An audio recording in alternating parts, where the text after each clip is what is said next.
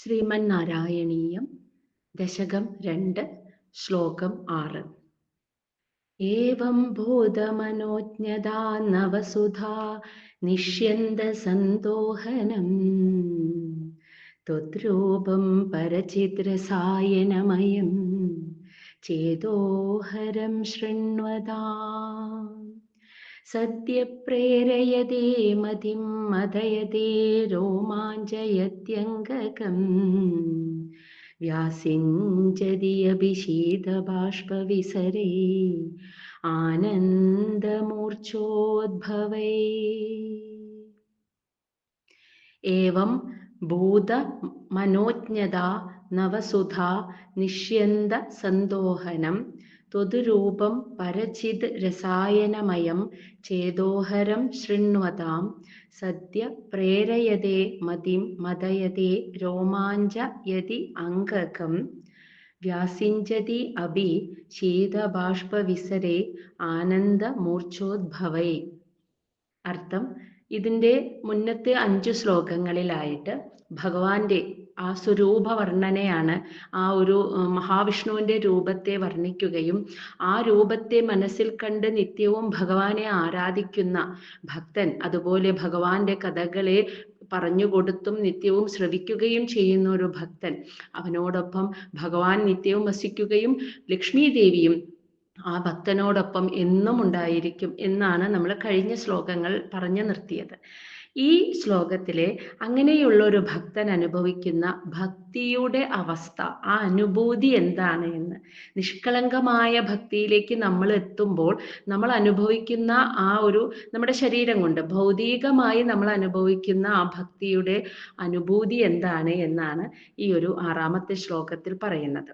അപ്പോൾ ഏവം ഭൂതമനോജ്ഞത, ഇപ്രകാരം ഇങ്ങനെയിരിക്കുന്ന, മനോജ്ഞം എന്ന് വെച്ചാൽ അത്രയും സൗഭാഗ്യമാകുന്ന, നവസുധാ നിഷ്യന്ത സന്തോഹനം, പുതിയ അമൃത് പ്രവാഹം വർഷിക്കുന്ന, ഏറ്റവും പുതുതായുണ്ടായ അമൃതത്തിൻ്റെ പ്രവാഹം വർഷിക്കുന്നതും, പരചിത് രസായനം, പരബ്രഹ്മം അതായത് പരമാനന്ദ രസം നിറയുന്നതും, ചേതോഹരം ത്വദ്രൂപം, അത്യധികം മനോഹരം, ചേതോഹരം എന്ന് വെച്ചാൽ അത്യധികം മനോഹരവുമായ ഭഗവാനെ, അവിടുത്തെ ആ സ്വരൂപം, അതാണ് പറയുന്നത്.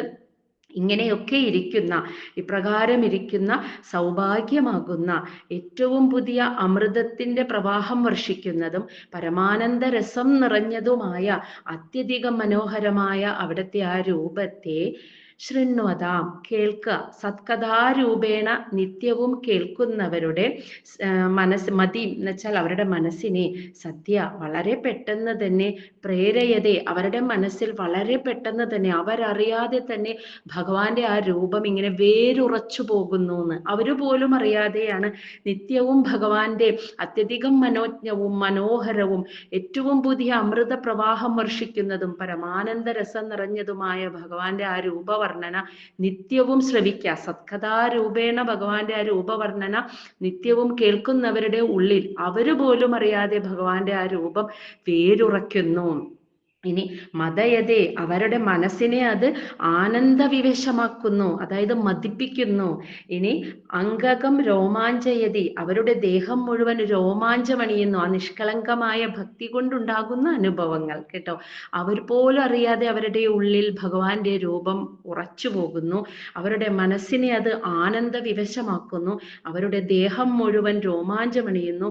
ആനന്ദമൂർച്ഛോദ്ഭവേ, അടക്കാനാകാത്ത ആനന്ദം, ഭക്തിയുടെ സുഖം നിറഞ്ഞാൽ അടക്കാനാകാത്ത, മറ്റൊന്നിനും നൽകാനാകാത്ത ആനന്ദം, ആ ആനന്ദം കൊണ്ടുണ്ടാകുന്ന ശീതബാഷ്പവിസരേ, അതായത് തണുത്ത കണ്ണീർ പ്രവാഹം, ആ പ്രവാഹത്താൽ വ്യാസിഞ്ചതി അഭി, ആ പ്രവാഹത്താൽ അവരുടെ ശരീരം മുഴുവൻ സ്വയം നനയുന്നു എന്ന്, അവരിട്ട വസ്ത്രങ്ങളൊക്കെ ആ കണ്ണീർ, ആനന്ദം കൊണ്ട്, അടക്കാനാവാത്ത ആനന്ദത്താൽ കണ്ണിൽ നിന്ന് ആനന്ദ കണ്ണീർ ഒഴുകി അവരുടെ വസ്ത്രങ്ങളൊക്കെ നനയുന്ന ഒരു അവസ്ഥ, ഭക്തി, നിഷ്കളങ്കമായ ഭക്തിയുടെ അനുഭൂതിയാകുന്ന ഒരു അവസ്ഥ അവർ അനുഭവിക്കുന്നു.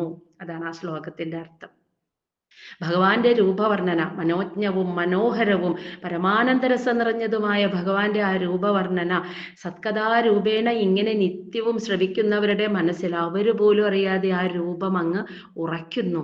ആ ഭഗവാന്റെ രൂപം അവരുടെ മനസ്സിൽ ഉറയ്ക്കുമ്പോൾ അവരുടെ മനസ്സ് അതുവരെ അനുഭവിക്കാത്ത ഒരു ആനന്ദത്തെ അറിയുന്നു. ശരീരം മുഴുവൻ രോമാഞ്ചമണിയുന്നു. അടക്കാനാകാത്ത ആനന്ദത്താൽ അവരുടെ കണ്ണുനീരിൽ നിന്ന് ഒഴുകുന്ന ആനന്ദ കണ്ണീർ കൊണ്ട് ആ പ്രവാഹത്താൽ ശരീരം വരെ നനയുന്നൊരവസ്ഥയെ, ആ ഭക്തിയുടെ അനുഭൂതിയെ അവർ അനുഭവിച്ചറിയുന്നു. അതാണ് ആ ശ്ലോകത്തിന്റെ അർത്ഥം. ശ്ലോകം 7.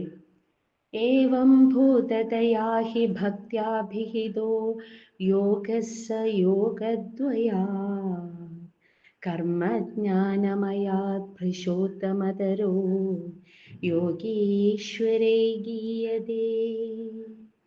സൗന്ദര്യേകരസാത്മകേ ത്വയി ഖലോ പ്രേമ പ്രകർഷാത്മികാ ഭക്തിർനിശ്രമമേവ വിശ്വപുരുഷേ ലഭ്യാരമാവല്ലഭാ. ഏവം ബോധതയാ ഹി ഭക്ത്യാ അഭിഹിതഃ യോഗഃ സ യോഗദ്വയാത് കർമ്മജ്ഞാനമയാത് ഭൃശോത്തമതരോ യോഗീശ്വരേ ഗീയതേ. സൗന്ദര്യ ഏകരസാത്മകേ ത്വയി ഖലു പ്രേമപ്രകർഷാത്മികാ ഭക്തി നിശ്രമം ഏവ വിശ്വപുരുഷേ ലഭ്യാ രമാവല്ലഭ. അതായത് ഇനി വരുന്ന ഈ 7 മുതൽ 10 വരെയുള്ള ഈ ശ്ലോകങ്ങളിലായിട്ട് ഭക്തിയുടെ മാഹാത്മ്യത്തെക്കുറിച്ചാണ് പറയുന്നത്. നമ്മൾ ഭഗവത്ഗീതയിൽ കണ്ടിട്ടുണ്ട്, ഭഗവാനെ പ്രാപിക്കാനായിട്ട് നിരവധി മാർഗങ്ങളാണ് ഭഗവാൻ തന്നെ ഗീതയിൽ ഉപദേശിച്ചു തരുന്നത്. കർമ്മയോഗം, ജ്ഞാനയോഗം, ഭക്തിയോഗം എന്നിങ്ങനെ. അവയിൽ തന്നെ ഏറ്റവും വിശിഷ്ടമായത് ഭക്തിയോഗമാണ് എന്നാണ് മേൽപ്പത്തൂരിൻ്റെ അഭിപ്രായം. മേൽപ്പത്തൂർ ഒരു ഭക്തനാണ്, പരമഭക്തനാണ്. അപ്പോൾ ഏറ്റവും ശ്രേഷ്ഠമായി ഭഗവാനെ പ്രാപിക്കാനുള്ള ഒരു മാർഗം ഭക്തിയോഗം തന്നെ എന്നാണ് മേൽപ്പത്തൂര് പറയുന്നത്. അതാണ് ഈ 7 മുതൽ 10 വരെയുള്ള ശ്ലോകങ്ങളിലായിട്ട് ഭക്തിയുടെ മാഹാത്മ്യത്തെക്കുറിച്ചാണ് വർണ്ണിക്കുന്നത്. അപ്പോൾ ഏവം ഭൂതതയാഹി, അതായത് ഭഗവാനെ കുറിച്ച് നിത്യവും ഇങ്ങനെ ശ്രവിച്ചുകൊണ്ട് ആ ശ്രവണ മനനാദി കൊണ്ട് ഇപ്രകാരം ഒരുവന്റെ ഹൃദയത്തിൽ ഭഗവാൻ അവൻ അറിയാതെ തന്നെ വേരുറച്ചു പോവുകയും അങ്ങനെ അവന്റെ മനസ്സ് ചിത്തം ആർദ്രമാവുകയും മനസ്സ് ആർദ്രമായി മാറുകയും ചെയ്യുന്നു. അങ്ങനെ അനുഭവിക്കുന്ന ആ ഒരു അനുഭവം, അതാണ് യോഗീശ്വരന്മാർ ഭക്ത്യാ അഭിഹിത, ഭക്തി എന്ന് വിളിക്കുന്നത് ആ യോഗത്തെയാണ്. അതായത് വ്യാസമഹർഷി, നാരദ മഹർഷി മുതലായ യോഗീശ്വരന്മാർ ഭക്തി എന്ന് പറയുന്നത് ഈ യോഗമാണ്. ഭഗവാനെ കുറിച്ച് നിത്യവും ഇങ്ങനെ ശ്രവിച്ച് നമ്മൾ പോലും അറിയാതെ നമ്മുടെ ഉള്ളിൽ വേരുറച്ചു പോകുന്ന ഭഗവാന്റെ ആ രൂപം, അതിനാൽ നമ്മൾ അനുഭവിക്കുന്ന മനസ്സിന്റെ ആർദ്രത, അനുഭൂതി, ഈ അവസ്ഥയെയാണ് യോഗീശ്വരന്മാർ പോലും, വ്യാസദേവൻ, നാരദ മഹർഷി തുടങ്ങിയ യോഗീശ്വരന്മാർ പോലും ഭക്തി എന്ന് വിളിക്കുന്ന യോഗം ഇതാണ്. അതായത് വ്യാസദേവൻ അദ്ദേഹം ഭാഗവതം രചിക്കാൻ തന്നെ ഉണ്ടായ കാരണം അതാണ്. അദ്ദേഹം മഹാഭാരതം രചിച്ചു, പുരാണങ്ങളൊക്കെ രചിച്ചു എങ്കിൽ പോലും അദ്ദേഹത്തിന് ഒരു സംതൃപ്തി വന്നിരുന്നില്ല വ്യാസമഹർഷിക്ക്. അദ്ദേഹം എന്താണ് തനിക്കൊരു പൂർണ്ണ തൃപ്തി വരാത്തതിന്റെ കാരണം എന്നിങ്ങനെ ആലോചിച്ചിരിക്കുമ്പോഴാണ് നാരദ മഹർഷി അങ്ങോട്ട് കടന്നു വരുന്നത്. അദ്ദേഹം നാരദ മഹർഷി പറഞ്ഞു കൊടുത്തു, അങ്ങയുടെ ഈ ദുഃഖത്തിന്റെ അവസ്ഥയ്ക്ക് കാരണം അങ്ങ് മഹാഭാരതം രചിച്ചു, അതിലൂടെ ഭഗവത്ഗീത തത്വം പറഞ്ഞു, അങ്ങ് അതുപോലെ പുരാണങ്ങളൊക്കെ അങ്ങ് രചിച്ചു, ഒക്കെ ശരി തന്നെ. പക്ഷേ ഒരു സാധാരണക്കാരന്റെ മനസ്സിലെ ഭക്തിയെ ഭക്തി വളർത്തുന്ന രീതിയിൽ, നിഷ്കളങ്കമായ ഒരു ഭക്തി വളർത്തുന്ന രീതിയിൽ, സാധാരണക്കാർക്ക് വലിയ ജ്ഞാനവും തത്വവും ഒന്നും അല്ല, നിഷ്കളങ്കമായ ഒരു ഭക്തി വളർത്തുന്ന രീതിയിൽ ഭഗവാനെ വർണ്ണിച്ചുകൊണ്ട്, ഭഗവാന്റെ ചരിതത്തിന്റെ മാഹാത്മ്യങ്ങളെ പറഞ്ഞുകൊണ്ട് അങ്ങ് ഒന്നും തന്നെ രചിച്ചില്ല. അതാണ് അങ്ങേക്ക് ഒരു തൃപ്തി വരാതിരിക്കുന്നതിന്റെ കാരണം.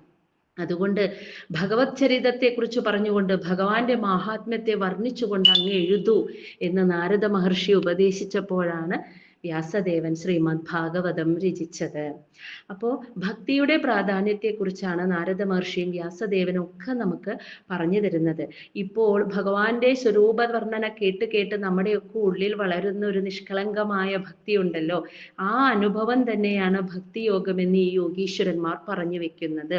ഈ യോഗത്തിന്റെ ഒരു പ്രത്യേകത കർമ്മജ്ഞാനമയാത് യോഗദ്വയാത്.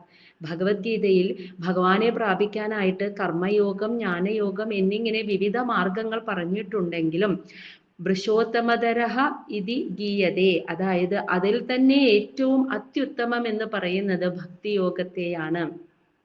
അതാണ് കർമ്മയോഗം, ജ്ഞാനയോഗം എന്നിങ്ങനെ മറ്റു രണ്ട് യോഗത്തെക്കാൾ ശ്രേഷ്ഠമായിട്ട് ഭഗവാനെ പ്രാപിക്കാനുള്ള ഏറ്റവും നല്ല മാർഗം, വിശിഷ്ടമായ മാർഗം ഭക്തിയോഗം തന്നെ എന്ന് പാടി പുകഴ്ത്തുന്നു. ഹേ രമാവല്ലഭ, അല്ലയോ ലക്ഷ്മി ദേവിക്ക് പ്രിയതമനായ ഭഗവാനെ, സൗന്ദര്യ ഏകരസാത്മകെ, സൗന്ദര്യം എന്ന ഒരേ ഒരു രസമാകുന്ന ത്വയി ഖലു, അവിടത്തെ ആ രൂപം അത് കണ്ടുകൊണ്ട് പ്രേമപ്രകർഷാത്മിക ഭക്തി, പരമമായ നിഷ്കളങ്കമായ ഒരു ഭക്തി, വിശ്വപുരുഷേ നിശ്രമം, ഈ വിശ്വത്തിലെ സാധാരണക്കാരായ എല്ലാവരുടെയും മനസ്സിൽ ഒരു ശ്രമവും കൂടാതെ ഏവ ലഭ്യ, വളരെ സ്വാഭാവികമായിട്ട് അവരൊരു പരിശ്രമവും ഇല്ലാതെ തന്നെ അവർക്ക് ആ നിഷ്കളങ്കമായ ഭക്തി കൈവരുന്നു. അതിനു വേണ്ടി തന്നെയാണ് വ്യാസദേവൻ ശ്രീമദ് ഭാഗവതം രചിച്ചത്. അതിനെ ചുരുക്കി ഒന്നുകൂടി എളുപ്പത്തിൽ മനസ്സിലാക്കാൻ കഴിയുന്ന രീതിയിൽ മേൽപ്പത്തൂർ നാരായണീയം രചിച്ചതും. ഏതൊരു സാധാരണക്കാരന്റെ മനസ്സിലും നിത്യവും ഇതിങ്ങനെ കേൾക്കുന്നതിലൂടെ ഭഗവാൻ ഉറച്ച് ഭഗവാന്റെ ആ അവന്റെ മനസ്സ് നിഷ്കളങ്കമാവുകയും ആർദ്രമാവുകയും ഭക്തിയെ അനുഭവിക്കാൻ കഴിയുകയും ചെയ്യുന്നു. തുടക്കത്തിൽ തന്നെ മധുരതരമാണ് ഭക്തിയോഗം. മറ്റു യോഗങ്ങളൊക്കെ മനസ്സിലാക്കി എടുത്ത് വരാൻ ഒരുപാട് ബുദ്ധിമുട്ടുണ്ടെങ്കിൽ ഭക്തിയോഗം തുടക്കത്തിൽ തന്നെ മധുരതരമാണ്. അത് ഈ ലോകത്തിലെ ഏതൊരു സാധാരണക്കാരന്റെ ഉള്ളിലും ഒരു ശ്രമവും കൂടാതെ സ്വാഭാവികമായി കൈവരുന്നതാണ് ഈ ഭക്തി എന്ന അനുഭവം. അതിന് ഒന്ന് മാത്രമേ വേണ്ടൂ, അതായത് നിഷ്കളങ്കമായ മനസ്സോടുകൂടി ഭഗവാന്റെ ചരിതത്തെ, ഭഗവാന്റെ സത്കഥകളെ ഇങ്ങനെ നിത്യവും കേൾക്കാനുള്ള ഒരു മനസ്സ്, അത് മാത്രമേ ആവശ്യമുള്ളൂ. അത് അങ്ങനെ ചെയ്യുമ്പോൾ നമ്മൾ പോലും അറിയാതെ നമ്മുടെ ഉള്ളിൽ വളരുന്നതാണ് ഭക്തിയോഗം എന്ന്. ഒരു ശ്രമവും ഇല്ലാതെ തന്നെ. അതുകൊണ്ട് തന്നെ ആ ഭക്തിയോഗം ജ്ഞാനയോഗത്തെക്കാളും കർമ്മയോഗത്തെക്കാളും ശ്രേഷ്ഠമാണെന്ന് തന്നെയാണ് മേൽപ്പത്തൂര് പറയുന്നത്. നമ്മൾ കേട്ടിട്ടില്ലേ, ഗുരുവായൂര് യാദൃശികമായിട്ട് ആരെങ്കിലും നമ്മളെ കൂട്ടിക്കൊണ്ടു പോവുകയോ അല്ലെങ്കിൽ ഏതെങ്കിലും ഒരു രീതിയിൽ നമ്മൾ അവിടെ എത്തിപ്പെട്ടാൽ ഗുരുവായൂരപ്പനെ ഒന്ന് തൊഴുതു പോകാൻ ഇടവന്നാലേ ആ മനോഹരമായ ഭഗവാന്റെ ആ വിഗ്രഹം കാണുവാൻ സാധിക്കുകയും ചെയ്താൽ അറിയാതെ തന്നെ അവന്റെ ഉള്ളിൽ ഒരു പ്രത്യേകമായ ഒരു അനുഭവം, ഒരു പ്രത്യേക മനസ്സുഖം, ഒരു സംതൃപ്തി, ഒരു ഭക്തി പൊട്ടിമുളയ്ക്കുകയും അങ്ങനെ അവൻ അറിയാതെ തന്നെ ഗുരുവായൂരപ്പന്റെ ഭക്തനായി മാറുകയും ചെയ്യുന്നു എന്ന്. അതിനു വേണ്ടിയാണ് സാക്ഷാൽ പരമാത്മാവ്, ആ ഭഗവാൻ, രൂപമില്ലാത്ത ആ ഭഗവാൻ ഒരു മനോഹരമായ ഗുരുവായൂരപ്പന്റെ രൂപം സ്വീകരിച്ച് വന്നത് തന്നെ അതിനു വേണ്ടിയാണ്. ഏതൊരു സാധാരണക്കാരനും ആ മനോജ്ഞമായ രൂപത്തെ കണ്ടുകൊണ്ട് അവന്റെ ഉള്ളിൽ നിഷ്കളങ്കമായ ഭക്തി വളരാൻ വേണ്ടി തന്നെയാണ് ഭഗവാൻ ആ രൂപം സ്വീകരിച്ച് വന്നത്. ശ്ലോകം 8. നിഷ്കാമം നിയത സ്വധർമ്മചരണം യത്കർമ്മയോഗാഭിധം തദ്ദൂരേതി ഫലം യദൗപനിഷദാ ജ്ഞാനോപലഭ്യം പുനഃ തത്വവ്യക്തതയാ സുദുർഗമതരം ചിത്തസ്യ തസ്മാദ്വിഭോ ത്വത്പ്രേമാത്മകഭക്തിയേവ സതതം സ്വാദീയസി ശ്രേയസി. നിഷ്കാമം നിയത സ്വധർമ്മചരണം യത് കർമ്മയോഗാഭിധം തത് ദൂരേതി ഫലം യത് ഔപനിഷദഃ ജ്ഞാനോപലഭ്യം പുനഃ. തത് തു അവ്യക്തതയാ, തത്വ അവ്യക്തതയാ എന്നാൽ തത് തു അവ്യക്തതയാ സുദുർഗമതരം ചിത്തസ്യ തസ്മാത് വിഭോ ത്വത് പ്രേമാത്മക ഭക്തിയേവ സതതം സ്വാദീയസി ശ്രേയസി.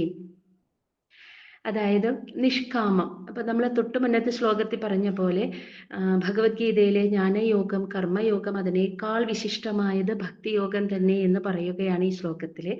നിഷ്കാമം എന്ന് വെച്ചാൽ കാമം, ഫലം ആഗ്രഹിക്കാതെ നിയത വിധിപ്രകാരമുള്ള സ്വധർമ്മചരണം, നമ്മളിൽ നിക്ഷിപ്തമായ കർമ്മത്തെ അനുഷ്ഠിക്കുക. യത് ഇങ്ങനെ ചെയ്യുന്നത് ഏതൊന്നാണോ അത് കർമ്മയോഗാഭിധം, കർമ്മയോഗം എന്ന് പറയപ്പെടുന്നുവോ. മനസ്സിലായോ? അപ്പൊ അതായത് നിഷ്കാമമായിട്ട് ഫലം ആഗ്രഹിക്കാതെ നമ്മളിൽ വിധിക്കപ്പെട്ടിട്ടുള്ള, നമ്മളിൽ നിക്ഷിപ്തമായ കർമ്മത്തെ സ്വധർമ്മമായി കണ്ടുകൊണ്ട് അനുഷ്ഠിക്കുന്നത് ഏതൊന്നാണോ അങ്ങനെയുള്ള കർമ്മയോഗം എന്ന് പറയപ്പെടുന്നുവോ, അങ്ങനെയുള്ള ഏതൊന്നിനെയാണോ കർമ്മയോഗം എന്ന് പറയപ്പെടുന്നത് എന്ന് വെച്ചാൽ അർത്ഥം അതാണ് കർമ്മയോഗം. നിഷ്കാമമായി കർമ്മം ചെയ്യുക, നമ്മളിൽ നിക്ഷിപ്തമായ ഉത്തരവാദിത്തങ്ങളെ ചുമതലകളെ എല്ലാം സ്വധർമ്മമായി അനുഷ്ഠിക്കുക, അതാണ് കർമ്മയോഗം എന്ന് പറയുന്നത്. അങ്ങനെയുള്ള കർമ്മയോഗം തത് ദൂരേതി ഫലം, അത് വളരെ കാലം കഴിഞ്ഞു മാത്രം ഫലത്തെ നൽകുന്നതാണ് ആ കർമ്മയോഗം. അതാണ് തത് ദൂരേതി ഫലം എന്ന് പറയുന്നത്. ഇനി പുനഃ പിന്നെ യത് ഔപനിഷദ, ഉപനിഷത്തുകളിൽ നിന്നും കിട്ടുന്ന ജ്ഞാനോപലഭ്യം, തത്വജ്ഞാനം, ഭഗവാനെ ഉപനിഷത്തുകളിൽ നിന്നൊക്കെ കിട്ടുന്നത് ഭഗവാന്റെ പരമാത്മ തത്വത്തെക്കുറിച്ചുള്ള ജ്ഞാനമാണ്. യഥാർത്ഥത്തിൽ നമ്മൾ ആദ്യത്തെ 1-ാം ദശകത്തിൽ കേട്ടു, യഥാർത്ഥത്തിൽ ഈശ്വരൻ എന്നും ഭഗവാൻ എന്നൊക്കെ നമ്മൾ വിളിക്കുന്ന സാക്ഷാൽ പരമാത്മാവിനെ ഭഗവത്ഗീതയിൽ പോലും ഭഗവാൻ അക്ഷരബ്രഹ്മം എന്നും ഒരേ ഒരു ഉന്മ, ശാശ്വതമായ സത്യം, ഇത്ര മാത്രമേ പറയാൻ പറ്റുള്ളൂ. നമുക്ക് വേറെ ഒന്നുകൊണ്ടും ഇന്ദ്രിയങ്ങൾ കൊണ്ടും ഒന്നും അനുഭവിക്കാൻ കഴിയാത്ത ആ പരമാത്മ തത്വം, ആ തത്വത്തെക്കുറിച്ചുള്ള ജ്ഞാനം തതു അവ്യക്തതയാ ചിത്തസ്യ സുദുർഗമതരം, അതായത് നമ്മുടെ ഇന്ദ്രിയങ്ങൾ കൊണ്ട് നമുക്ക് അനുഭവിക്കാൻ കഴിയാത്തത് കൊണ്ട് മനസ്സിന് പിടികിട്ടാൻ വളരെ പ്രയാസമേറിയതാണ്. അതാണ് സുദുർഗമതരം എന്ന് പറയുന്നത്. നമുക്ക് മനസ്സിലാക്കാൻ വളരെയധികം ബുദ്ധിമുട്ടുള്ളതാണ് ഈ ജ്ഞാനമാർഗം എന്ന് പറയുന്നത്. കാരണം ഭഗവാന്റെ യഥാർത്ഥ അവസ്ഥ എന്ന് പറഞ്ഞാൽ ശൂന്യമായ അവസ്ഥയാണ് അത്, ആ പരമാത്മ തത്വം. അതാണ് ഒരേ ഒരു യാഥാർത്ഥ്യം, ഉണ്മ. പക്ഷെ അത് ഒരിക്കലും നശിക്കാത്ത ശാശ്വത സത്യവുമാണ്. എന്നാൽ നമുക്ക് നമ്മുടെ പഞ്ചേന്ദ്രിയങ്ങൾ കൊണ്ട് നമുക്ക് ആ ഭഗവാനെ നമുക്ക് അനുഭവിക്കാൻ കഴിയില്ല. അങ്ങനെ കണ്ടും കേട്ടും നമ്മൾ പ്രാർത്ഥിക്കുന്നതെല്ലാം ആ ഭഗവാൻ മായയോട് കലർന്നുണ്ടായ രൂപങ്ങളെയാണ് നമ്മൾ പ്രാർത്ഥിക്കുന്നത്. നമ്മൾ മനസ്സിൽ കണ്ട് ആരാധിക്കുന്ന രൂപങ്ങൾ. പക്ഷെ യഥാർത്ഥ ചൈതന്യം എന്ന് പറഞ്ഞാൽ അത് ഒരിക്കലും നശിക്കാത്ത ശാശ്വത സത്യം എന്ന് മാത്രമേ ഭഗവാൻ പോലും ഗീതയിൽ ആ ഭഗവാനെ കുറിച്ച്, ആ ചൈതന്യ തത്വത്തെക്കുറിച്ച് വർണ്ണിച്ചിരിക്കുന്നത്. അങ്ങനെയുള്ളത് കൊണ്ട് തന്നെ ആ ജ്ഞാനം നമുക്ക് ഇന്ദ്രിയങ്ങൾ കൊണ്ട് മനസ്സിലാക്കാൻ പറ്റാത്തത് കൊണ്ട് തന്നെ മനസ്സിന് അത് പിടികിട്ടാൻ വളരെ ബുദ്ധിമുട്ടാണ്. അതാണ് ജ്ഞാനയോഗത്തിന്റെ ഒരു പ്രശ്നം. കർമ്മയോഗമാണെങ്കിലോ അത് നിഷ്കാമമായി കർമ്മം ചെയ്യുക എന്ന് പറഞ്ഞാൽ പറയുന്ന മാത്രയിൽ എളുപ്പം നമുക്കത് ചെയ്യാൻ സാധിക്കുന്ന ഒരു കാര്യമല്ല. കാരണം ഒരു കർമ്മത്തിനും ഫലം ആഗ്രഹിക്കാതെ ചെയ്യുക, അതുപോലെ തന്നെ നമ്മളിൽ നിക്ഷിപ്തമായ ഉത്തരവാദിത്തങ്ങളെ സ്വധർമാചരണമായി ചെയ്യുക എന്ന് പറയുമ്പോൾ അത് പ്രാക്ടീസ് ചെയ്യുമ്പോൾ തന്നെ ബുദ്ധിമുട്ടുള്ളതും അതിന്റെ ഫലം അനുഭവിക്കുക, അതിന്റെ ഫലം എന്ന് പറയുന്നത് മനസ്സ് ബാലൻസ്ഡ് ആവുക എന്ന് പറയുന്നതാണ്. മനസ്സിലായി? നമ്മളെ ആഗ്രഹം വരുമ്പോഴാണല്ലോ നമുക്ക് ദുഃഖവും ഒക്കെ വരുന്നത്, നമ്മുടെ മനസ്സിന് വേരിയേഷൻസ് വരുന്നത്. മനസ്സ് ബാലൻസ്ഡ് ആവുക എന്ന് പറയും, അതിന്റെ ഫലം എന്ന് പറയുന്നത് മനസ്സ് തിദീക്ഷാഭാവത്തിൽ എത്തുക എന്നുള്ളതാണ്. പക്ഷെ അവിടേക്ക് എത്തണമെങ്കിൽ അത് ഒരുപാട് കാലതാമസം കഴിഞ്ഞ് മാത്രം ലഭിക്കുന്ന ഒരു ഫലമാണ്. അതുപോലെ തന്നെ ജ്ഞാനയോഗമാകട്ടെ, ആ ജ്ഞാനം എന്ന് പറയുന്നത് നമുക്ക് ഇന്ദ്രിയങ്ങൾ കൊണ്ട് അതിനെ മനസ്സിലാക്കാൻ പറ്റാത്തത് കൊണ്ട് തന്നെ മനസ്സിനെ അത് മനസ്സിലാക്കിയെടുക്കാൻ, അത് പിടികിട്ടാൻ വളരെ പ്രയാസമേറിയതുമാണ്. ഹേ വിഭോ, അതുകൊണ്ട് ഭഗവാനെ, തസ്മാത് ത്വത്, അങ്ങനെ അതുകൊണ്ട് തന്നെ അങ്ങയെക്കുറിച്ചുള്ള പ്രേമാത്മക ഭക്തിയേവ, അതായത് അങ്ങയോടുള്ള ആ നിഷ്കളങ്കമായ പ്രേമഭക്തി തന്നെയാണ് സതതം സ്വാധീയസി ശ്രേയസി, എപ്പോഴും അതിമധുരവും ശ്രേയസ്കരവുമായിട്ടുള്ളത് എന്ന് പറഞ്ഞു വെക്കുകയാണ് ഈ ശ്ലോകത്തിലെ. അപ്പൊ മറ്റു 2 യോഗങ്ങളുടെ ബുദ്ധിമുട്ടുകളെ കുറിച്ച് പറഞ്ഞിട്ട് തുടക്കത്തിൽ തന്നെ മധുരതരവും ഏറ്റവും ശ്രേയസ്കരവുമായത് ഏതൊരു സാധാരണക്കാരനും ഒരു പ്രയാസവും ഒരു ശ്രമവും കൂടാതെ അവന്റെ മനസ്സിൽ വളരുന്നതുമായിട്ടുള്ളതാണ് ആ നിഷ്കളങ്കമായ ഭക്തി എന്ന് ഈ ശ്ലോകത്തിൽ പറഞ്ഞു വെക്കുന്നു.